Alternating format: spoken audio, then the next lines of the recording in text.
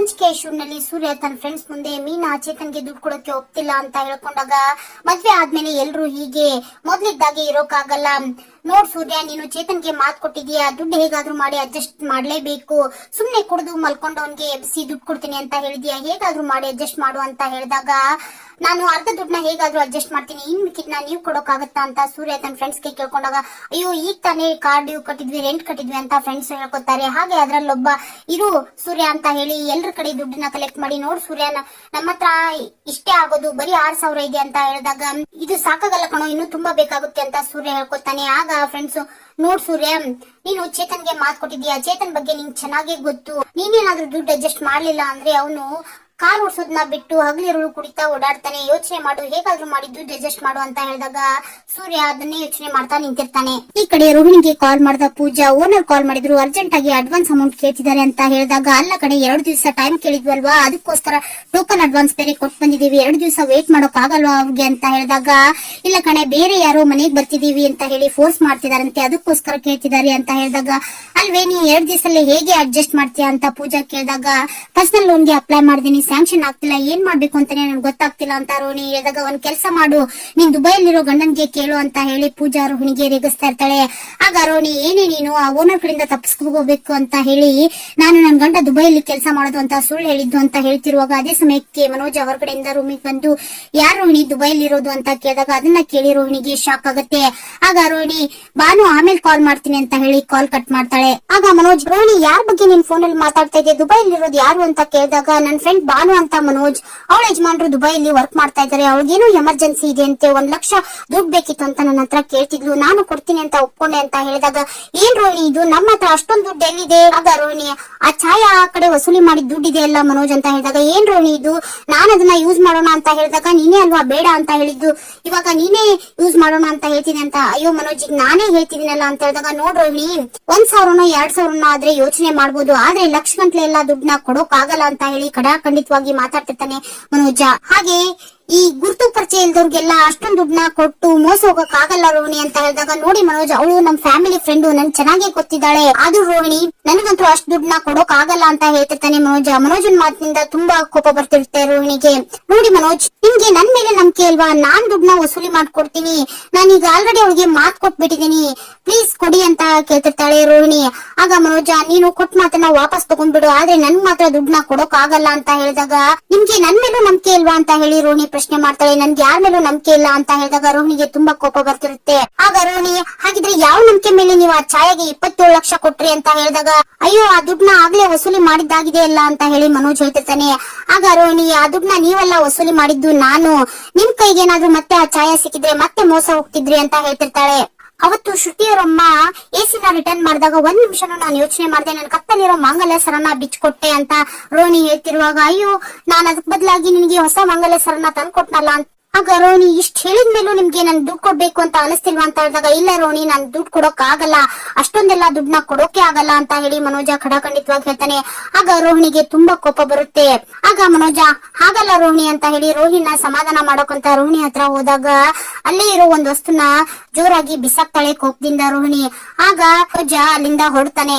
ಮನಿ garden ಅಲ್ಲಿ ಸೂರ್ಯ ದುಡ್ಡಿಗೋಸ್ಕರ ಯೋಚನೆ ಮಾಡ್ತಾ ಓಡಾಡ್ತಾ ಇರ್ತಾನೆ. ಆಗ ಅಲ್ಲಿಗೆ ಬಂದ ರವಿ, ಏನು ಸೂರ್ಯ ಏನ್ ಯೋಚನೆ ಮಾಡ್ತಾ ಓಡಾಡ್ತಿದ್ಯಾ ಅಂತ ಕೇಳಿದಾಗ, ದುಡ್ಡಿನ ಸಮಸ್ಯೆ ಕಣೋ ಅಂತ ಹೇಳಿ ಮಾತಾಡ್ತಾ ಓಡಾಡ್ತಿರ್ತಾನೆ ಸೂರ್ಯ. ಆಗ ಅಲ್ಲಿಗೆ ಮನೋಜನು ಬರ್ತಾನೆ. ಮನೋಜನ ನೋಡಿದಂತ ರವಿ, ಏನು ಬಿಸ್ನೆಸ್ ಮ್ಯಾನ್ ಗಾರ್ಡನ್ ವರ್ಗು ಪ್ರಯಾಣ ಬೆಳೆಸಿದ್ಯಾ ಅಂತ ಹೇಳಿದಾಗ, ಮೂಡ್ ಸರಿ ಇಲ್ಲ ಕಣೋ ಅಂತ ಹೇಳಿ ಸೂರ್ಯ ಹಾಗೂ ಮನೋಜ ಆ ಕಡೆಯಿಂದ ಈ ಕಡೆ ಓಡಾಡ್ತಾ ಇರ್ತಾರೆ. ಏನು ನಿಮ್ ಸಮಸ್ಯೆ ಹೇಳಿದ್ರೆ ತಾನೇ ಅರ್ಥ ಆಗೋದು ಅಂತ ಕೇಳಿದಾಗ, ಆಗ ಸೂರ್ಯ ದುಡ್ಡಿನ ಸಮಸ್ಯೆ ಅಂತ ಹೇಳ್ಕೊತಾನೆ.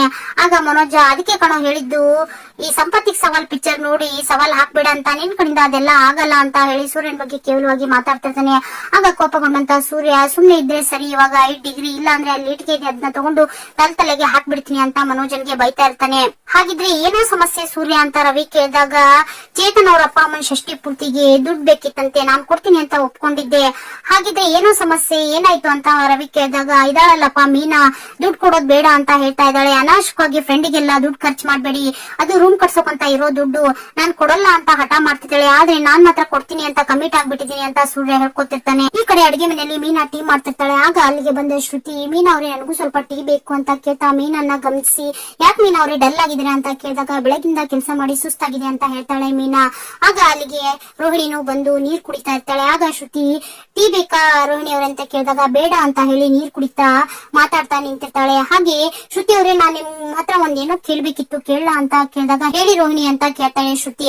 ಆಗ ರೋಹಿಣಿ, ನನ್ ಫ್ರೆಂಡಿಗೆ ಏನೋ ಎಮರ್ಜೆನ್ಸಿ ಇತ್ತು, ಸ್ವಲ್ಪ ದುಡ್ಡು ಬೇಕಿತ್ತು ಅಂತ ಹೇಳಿದಾಗ ಅದನ್ನ ಕೇಳಿ ಮೀನಾ ತನ್ನ ಕೈಯಲ್ಲಿರೋ ಟೀನ ಚಲ್ಕೋತಾಳೆ. ಆಗ ಶ್ರುತಿ, ಯಾಕೆ ಬೇಕಿತ್ತು, ಏನ್ ಎಮರ್ಜೆನ್ಸಿ ಇದೆ ಅಂತ ಹೇಳಿ ರೋಹಿಣಿಗೆ ಪ್ರಶ್ನೆ ಮಾಡ್ತಾಳೆ. ಆಗ ಮೀನಾ ಹಾಕ್ ಕೇಳಿ ಶ್ರುತಿ ಅಂತ ಕೇಳ್ತಾ ಇರ್ತಾಳೆ. ಸೂರ್ಯ ರವಿ ನಿನ್ನ ಹತ್ರ ದುಡ್ಡಿದ್ರೆ ಕೊಡು ಅಂತ ಹೇಳಿದಾಗ ಅಲ್ಲೇ ನಿಂತಿರುವ ಮನೋಜ, ಲೋ ರವಿ, ಹಾಗೆ ಯಾರು ಕೇಳಿದಾಗ ದುಡ್ಡು ಕೊಡ್ಬೇಡ ಕಣೋ ಅಂತ ಹೇಳ್ತಿರ್ತಾನೆ. ಆಗ ಕೋಪಗೊಂಡಂತ ಸೂರ್ಯ, ನಿನ್ ಯಾರೋ ಕೇಳಿದ್ದು, ನಾನು ರವಿ ಹತ್ರ ಮಾತಾಡ್ತಿದ್ದೀನಿ, ನೀನ್ ಯಾಕೋ ನಮ್ಮಿಬ್ರ ಮಧ್ಯೆ ಬರ್ತೀಯಾ ಅಂತ ಹೇಳಿ ಮನೋಜನ್ಗೆ ರೇಗ್ತಾ ಇರ್ತಾನೆ. ಆಗ ರವಿ, ಹೌದು ಕಣೋ, ನಾವಿಬ್ರು ಮಾತಾಡ್ತಿಲ್ವಾ, ನೀ ಸುಮ್ನಿರು ಅಂತ ಮನೋಜನ ಸುಮ್ನಿರಿಸ್ತಾನೆ. ಆಗ ಮನೋಜ, ಹೌದು ಕಣೋ, ನನ್ಗೆ ಇದೇ ವಿಷಯಕ್ಕೆ ನನಗೂ ರೋಹಿಣಿಗೂ ಗಲಾಟೆ ಆಗಿದ್ದು, ಅವ್ರ ಫ್ರೆಂಡಿಗೆ ಏನೋ ಎಮರ್ಜೆನ್ಸಿ ಇತ್ತಂತೆ, ದುಡ್ಡು ಬೇಕು ಅಂತ ಕೇಳಿದ್ಲು, ನಾನು ಕೊಡಲ್ಲ ಅಂತ ಹೇಳಿದೆ. ಕಷ್ಟಪಟ್ಟು ದುಡ್ದಿರೋ ದುಡ್ಡದು, ಹಾಗೆ ಯಾರು ಕೇಳಿದ್ರೆ ಕೊಟ್ಬಿಡಕ್ ಆಗಲ್ಲ, ದುಡ್ಡಿನ ಬೆಲೆ ಅವ್ರಿಗೇನ್ ಗೊತ್ತು, ಫ್ರೆಂಡ್ಸ್ ಕೇಳ್ತಾರಂತ ಹೇಳಿ ಕೇಳ್ದಾಗೆಲ್ಲ ದುಡ್ಡು ಕೊಡ್ತಾ ಹೋದ್ರೆ ನಮ್ ಕೈಯೇ ಕಣ ಖಾಲಿ ಆಗೋದು ಅಂತ ಮನೋಜ ಹೇಳಿದ್ನ ಕೇಳಿ ರವಿ, ಇದು ಸರಿಯಾದ ಪಾಯಿಂಟೇ ಅಂತ ಹೇಳ್ತಾ ಇರ್ತಾನೆ. ಆಗ ಸೂರ್ಯ, ಏನೋ ನೀನು, ಫ್ರೆಂಡ್ಸ್ ಅಂದ್ರೆ ಯಾರು, ಅವ್ರ ಕಷ್ಟಕ್ಕೆ ಸಹಾಯ ಮಾಡಿದ್ರೆ ಅವರು ಫ್ರೆಂಡ್ಸ್ ಅಂತ ಅನ್ಕೊಂತಾರೆ, ಹಾಗಂತ ಹೇಳಿ ದುಡ್ಡು ಕೊಡುವಾಗ ಅವ್ರಿಗೆಲ್ಲ ಬಾಂಡ್ ಪೇಪರ್ ಮೇಲೆಲ್ಲ ಸಹಿ ಮಾಡಿಸ್ಕೊಂಡು ಕೊಡೋಕ್ಕಾಗುತ್ತಾ ಅಂತ ಹೇಳಿ ಸೂರ್ಯ ಮಾತಾಡ್ತಿರ್ತಾನೆ. ಹಾಗೆ ಯಾರಾದ್ರೂ ಬಂದು ನಮ್ಮ ಹತ್ರ ಸಹಾಯ ಕೇಳಿದ್ರೆ ನಮ್ಮ ಹತ್ರ ದುಡ್ಡಿದ್ರೆ ಸಹಾಯ ಮಾಡ್ಬೇಕು, ಸಹಾಯ ಯಾಕೆ ಮಾಡ್ಬೇಕು ಅಂತ ಹೇಳಿ ಅವ್ರನ್ನ ಪ್ರಶ್ನೆ ಮಾಡಬಾರ್ದು ಅಂತ ಹೇಳ್ತಿರ್ತಾನೆ. ಆಗ ರವಿ, ಯಾರಿಗೂ ನಿಜವಾಗ್ಲೂ ದುಡ್ಡಿನ ಅವಶ್ಯಕತೆ ಇದೆ ಅಂತಂದ್ರೆ ನಮ್ಮ ಹತ್ರ ದುಡ್ಡಿದ್ರೆ ನಾವು ಕೊಡ್ಬೇಕು, ಇಲ್ಲ ದುಡ್ಡಿದ್ರು ಏನ್ ಪ್ರಯೋಜನ ಮನೋಜ, ಏನಕ್ಕೆಲ್ಲಿ ಅರ್ಥ ಇರುತ್ತೆ ಅಂತ ಹೇಳಿದಾಗ, ಹಾಗಂತ ಅವ್ರು ಕೇಳ್ದಾಗೆಲ್ಲ ನಾವು ದುಡ್ಡು ಕೊಡ್ತಾ ಹೋದ್ರೆ ನಮ್ ಕೈ ಖಾಲಿ ಆಗುತ್ತೆ, ನಾವು ಮೊದ್ಲು ನಮ್ಮ ಅವಶ್ಯಕತೆನ ನೋಡ್ಕೋಬೇಕು ಅಂತ ಹೇಳಿ ಮನೋಜ ಮಾತಾಡ್ತಿರ್ತಾನೆ. ಆಗ ಸೂರ್ಯ, ನಮ್ ಲಕ್ಕಿ ಹೇಳ್ತಾ ಇದ್ರು, ನಾವು ಕೆಲವ್ರಿಗೆ ಸಹಾಯ ಮಾಡಿದ್ರೆ ನಮಗೂ ಒಳ್ಳೇದಾಗುತ್ತೆ ಅಂತ ಮಾತಾಡ್ತಿರುವಾಗ ಅದೆಲ್ಲ ಹೇಳಿಕೆ ಮಾತು ಅಂತ ಮಾತಾಡ್ತಿರ್ತಾನೆ ಮನೋಜ. ಹಾಗೆ ಅದೇ ವಿಷಯಕ್ಕೆ ಸೂರ್ಯ ಹಾಗೂ ಮನೋಜ ಕಿತ್ತಾಡ್ತಾ ಇರ್ತಾರೆ. ಆಗ ರವಿ, ಯಾಕೋ ನೀವ್ ಈ ರೀತಿ ಕಿತ್ತಾಡ್ತಾ ಇದ್ದಾರಾ, ಸೊಲ್ಯೂಷನ್ ಹುಡುಕ್ರಿ ಅಂತ ಹೇಳಿದ್ರಿ ಅಂತ ಹೇಳ್ತಿರುವಾಗ, ಇಷ್ಟೊತ್ತನ ನಾವಿಬ್ರು ಮಾತಾಡಿದ್ನೆಲ್ಲ ಕೇಳಿಸ್ಕೊಂಡೆ ಅಲ್ಲ, ನೀನೇ ಇದಕ್ಕೊಂದು ಸೊಲ್ಯೂಷನ್ ಹುಡುಕು ಅಂತ ಹೇಳಿ ಸೂರ್ಯ ರವಿ ಹೇಳ್ತಾನೆ. ಆಗ ರವಿ ಯೋಚನೆ ಮಾಡ್ತಾ, ನೀವಿಬ್ರು ಹೇಳ್ತಾ ಇರೋದು ಸರಿಯಾಗಿ ಇದೆ, ಯಾರಿಗಾದ್ರೂ ಕಷ್ಟ ಇದೆ ಅಂತ ತಕ್ಷಣ ನಮ್ ಕೈಯಲ್ಲಿರೋ ದುಡ್ಡನ್ನೆಲ್ಲ ಕೊಟ್ರೆ ನಾವೇ ಖಾಲಿಯಾಗಿ ಹೋಗ್ತೀವಿ, ಹಾಗಂತ ಹೇಳಿ ದುಡ್ಡು ಕೊಡದೆ ಇರೋಕ್ಕೂ ಆಗಲ್ಲ, ಹಾಗಾಗಿ ನಮ್ ಫ್ರೆಂಡ್ಗೋಸ್ಕರ ಅಂತ ಹೇಳಿ ನಾವು ಬಡ್ಡಿಗೆ ದುಡ್ಡು ಕೊಟ್ರೆ ನಮ್ ದುಡ್ಡು ವಸೂಲಿ ಆಗುತ್ತೆ, ಜೊತೆಗೆ ಆ ಭಯಕ್ಕೆ ಅವನು ಸಾಲನೂ ಬೇಗ ತೀರಿಸ್ತಾನೆ ಅಂತ ಹೇಳಿ ರವಿ ಉಪಾಯ ಕೊಡ್ತಾನೆ. ಆಗ ಅದನ್ನ ಕೇಳಿಸ್ಕೊಂಡಂತ ಮನೋಜ, ನನಗೊಂದು ಐಡಿಯಾ ಹೊಳಿತು ಅಂತ ಹೇಳ್ತಾ ಅಲ್ಲಿಂದ ಹೊಡ್ತಾನೆ. ಯಾಕೋ ಸೂರ್ಯ, ನಿನ್ಗೇನು ಇದರಿಂದ ಉಪಯೋಗ ಆಗ್ಲಿಲ್ವಾ ಅಂತ ಹೇಳಿದಾಗ, ಅಯ್ಯೋ ನನ್ಗೇನು ಹೊಳಿತಾ ಇಲ್ಲ, ನಾನು ಯೋಚನೆ ಮಾಡ್ತೀನಿ, ನೀನ್ ಹೊರಡು ಇಲ್ಲಿಂದ ಅಂತ ಹೇಳ್ತಿರ್ತಾನೆ ಸೂರ್ಯ. ಇದೇ ವಿಷಯವಾಗಿ ಅಡಿಗೆ ಮನೆಯಲ್ಲಿ ಮೀನಾ, ಶ್ರುತಿ, ರೋಹಿಣಿ ಚರ್ಚೆ ಮಾಡ್ತಾ ಇರ್ತಾರೆ.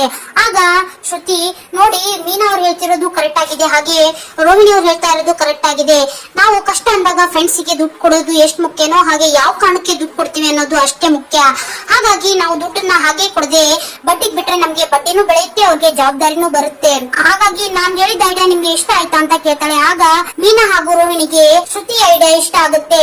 ಹಾಗೆ ಶ್ರುತಿ, ನೋಡಿ ನಾವು ಹಾಗೆ ಅವ್ರ ಜೊತೆ ನಯವಾಗಿ ಮಾತಾಡಿ, ನೋಡಿ ಇದೇ ರೀತಿ ಅನಾವಶ್ಯಕವಾಗಿ ಖರ್ಚು ಮಾಡ್ಕೋಬೇಡಿ, ಇದರಿಂದ ನಿಮ್ಗೆ ಮುಂದೆ ಸಮಸ್ಯೆ ಆಗುತ್ತೆ, ಹಾಗೆ ಇದರಿಂದ ನಮ್ ಫ್ರೆಂಡ್ಶಿಪ್ಗೂ ತೊಂದರೆ ಆಗುತ್ತೆ ಅಂತ ಹೇಳ್ಬೋದು ಅಂತ ಹೇಳಿದಾಗ ರೋಹಿಣಿ ಅಲ್ಲಿಂದ ಹೊರಡ್ತಾಳೆ. ರೂಮ್ ಅಲ್ಲಿರೋ ರೋಹಿಣಿ ಕೋಪ ಮಾಡ್ಕೊಂಡು ಕುತ್ಕೊಂಡಿರ್ತಾಳೆ. ಆಗ ಅಲ್ಲಿಗೆ ಬಂದ ಮನೋಜ, ಹಾಗ್ ನೋಡಿದ್ರೆ ನಾನ್ ಕೋಪ ಮಾಡ್ಕೋಬೇಕು, ನೀನು ಆ ಛಾಯಾ ವಿಷಯನ ಮುಂದೆ ಇಟ್ಕೊಂಡು ಯಾಕೆ ನನಗೆ ಅವಮಾನ ಮಾಡ್ತಿದ್ಯಾ, ನಾನು ಅವಳನ್ನ ನಂಬಿದ್ದೆ ನಿಜ, ಅವಳನ್ನ ತುಂಬಾ ಪ್ರೀತಿ ಮಾಡಿದ್ದೆ, ಅವಳು ನನ್ಗೆ ಮೋಸ ಮಾಡೋದ್ಲು, ಅದಕ್ಕೋಸ್ಕರ ನಾನು ಯಾರನ್ನೂ ನಂಬೋ ಪರಿಸ್ಥಿತಿಲಿಲ್ಲ ಅಂತ ಹೇಳಿದಾಗ, ನನ್ನೂ ನಂಬಲ್ವಾ ಮನೋಜ್ ಅಂತ ಕೇಳ್ತಾಳೆ ರೋಹಿಣಿ. ಈಗ ನಾನು ಸದ್ಯ ನಂಬೋದಂದ್ರೆ ಇಬ್ರನ್ನೇ, ಒಂದು ಅಮ್ಮನ್ನ ಒಂದು ನಿನ್ನನ್ನ, ನೀವಿಬ್ರು ನನ್ಗೆ ಮೋಸ ಮಾಡಲ್ಲ ಅನ್ನೋ ನಂಬಿಕೆ ನನ್ಗಿದೆ ಅಂತ ಹೇಳ್ತಿರುವಾಗ, ಸಾರಿ ಮನೋಜ್, ನಾನೇನು ಮಾತಾಡೋ ಬರ್ದಲ್ಲಿ ನಿಮ್ಗೆ ನೋವು ಮಾಡ್ಬಿಟ್ಟೆ, ಸಾರಿ ಅಂತ ಕೇಳ್ತಾಳೆ ರೋಹಿಣಿ. ಹಾಗೆ ಈ ದುಡ್ಡಿನ ವಿಷಯಕ್ಕೆ ಅಲ್ವಾ ನಮ್ಮಿಬ್ರ ಮಧ್ಯೆ ಜಗಳ, ಆ ದುಡ್ಡೇ ಬೇಡ ನನ್ಗೆ, ನಾನಲ್ವಾ ಮಾತು ಕೊಟ್ಟಿದ್ದು, ನನ್ನ ಹತ್ರ ದುಡ್ಡಿಲ್ಲ ಅಂತ ಹೇಳ್ಬಿಡ್ತೀನಿ ಅಂತ ರೋಹಿಣಿ ಹೇಳ್ತಿರುವಾಗ, ಅಯ್ಯೋ ರೋಹಿಣಿ, ನಾವು ದುಡ್ಡನ್ನ ಹಾಗೆ ಕೊಟ್ಟು ತಗೊಳೋದು ಮಾಡೋದ್ ಬೇಡ, ಬಡ್ಡಿಗೆ ಬಿಡೋಣ ಅಂತ ಹೇಳಿದಾಗ, ಬಡ್ಡಿಗ, ಹೌದು ರೋಹಿಣಿ, ನೀನು ನನ್ನ ಹತ್ರ ಬಡ್ಡಿಗೆ ಅಲ್ವಾ ದುಡ್ಡು ತಗೊಂಡಿದ್ದು ಅಂತ ಹೇಳಿದಾಗ, ಹೌದು ಅಂತ ಹೇಳ್ತಾಳೆ ರೋಹಿಣಿ. ಹಾಗೆ 3% ಬಡ್ಡಿಗೆ ಬಿಟ್ಬಿಡೋಣ, ಲಕ್ಷಕ್ಕೆ 3,000 ರೂಪಾಯಿ ಬಡ್ಡಿ ಬರುತ್ತೆ ಅಂತ ಮನೋಜ ಹೇಳ್ತಾನೆ. ಹಾಗೆ 1 ತಿಂಗಳ ಅಡ್ವಾನ್ಸ್ ಬಡ್ಡಿನ ಮುರ್ಕೊಂಡ್ ಕೊಡೋಣ ಅಂತ ಹೇಳಿದಾಗ, ಅಯ್ಯೋ ಅದೆಲ್ಲ ಆಗಲ್ಲ, 1 ಲಕ್ಷ ಪೂರ್ತಿ ಅಡ್ವಾನ್ಸ್ ಕಟ್ಬೇಕು ಅಂತ ಹೇಳ್ತಾಳೆ ರೋಹಿಣಿ. ಆಗ ಮನೋಜನ್ಗೆ ಶಾಕ್ ಆಗುತ್ತೆ. ಅಡ್ವಾನ್ಸ್ ಅಂತ ಕೇಳ್ತಾನೆ ಮನೋಜ. ಮನೋಜ್, ಅವ್ರಿಗೆ 1 ಲಕ್ಷ ಪೂರ್ತಿ ಬೇಕಂತ ಹೇಳಿ ಮಾತನ್ನ ಮರೆಸ್ತಾಳೆ. ಆಗ ಮನೋಜ, ನನ್ಗೆ ತುಂಬಾ ಸುಸ್ತಾಗಿದೆ, ನಾನು ರೆಸ್ಟ್ ಮಾಡ್ತೀನಿ ಅಂತ ಹೇಳ್ತಿರ್ತಾನೆ.